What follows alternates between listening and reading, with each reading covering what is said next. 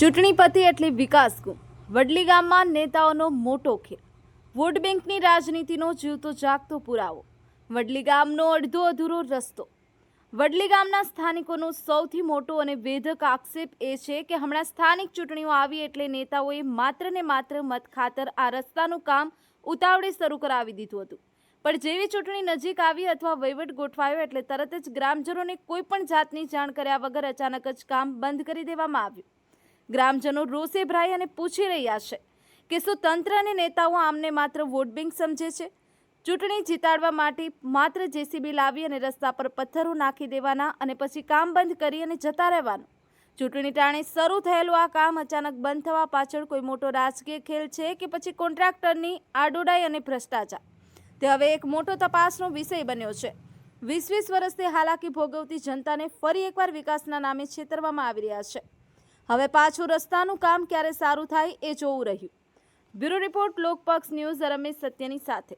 આપની આસપાસ બનતી ઘટનાના સમાચાર જોવા માટે લોકપક્ષ ન્યૂઝને લાઇક કરો, શેર કરો, ચેનલને સબસ્ક્રાઇબ કરો।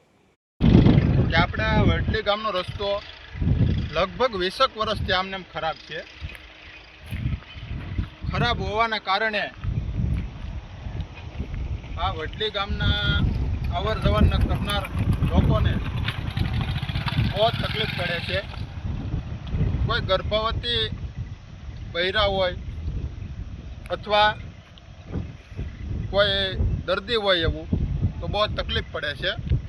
એટલે જલ્દી આ રસ્તો બને એવી તાલુકા પંચાયત, જિલ્લા પંચાયત પાસે અમે આશા રાખીએ છીએ। તો આ જલ્દીથી જલ્દી રસ્તો બને તથા આ રસ્તાને લગભગ 23/5/2026 રોજ શરૂ કરવામાં આવેલો હતો, પણ હજી લગભગ આ રસ્તો મેટલ પણ નથી નખાણી। મેટલ નખાણી છે પણ 300 રૂપિયાનું ટન નાખેલું છે આમાં। આ જોવો, આ લોકો હાલીને જાય છે અને પૂછો બે શબ્દ તમે। ભાઈ રોજે હાલીને જઈએ છીએ। આ રસ્તા માટે સરકારને કંઈ વિનંતી કરી બનાવો। હેરાન થઈ ગયા છે। આ કાયમી માટે અમારો મેન રસ્તો છે, મને કારણે અટકી રહ્યું છે। આ તમે આ જુઓ, આ રસ્તો આ જુઓ, આ કોકરેટ બારું આવી ગયું છે, તો છતાં પણ આ કોઈ આ લોકો આ ધ્યાન નથી ધરતું। એનો મતલબ તો એમ છો ને કે વડલી ગામ ભાઈ આ વસ્તુ આ વડલી ગામ કાંઈક આ જાફરાબાદ તાલુકાનું વડલી ગામ ત્યાં આવતું જ નથી ભારતમાં, એવું થયું ને? આખા ભારત પાકિસ્તાનમાં તો નથી। હા, આનું તમે જલ્દીથી જલ્દી નિરાકરણ કરો ભાઈ। કંઈ અમેરિકાવાળા કે લંડનવાળા અહીંયા કંઈ બનાવીને જવાનું, અમારે બનાવવાનું।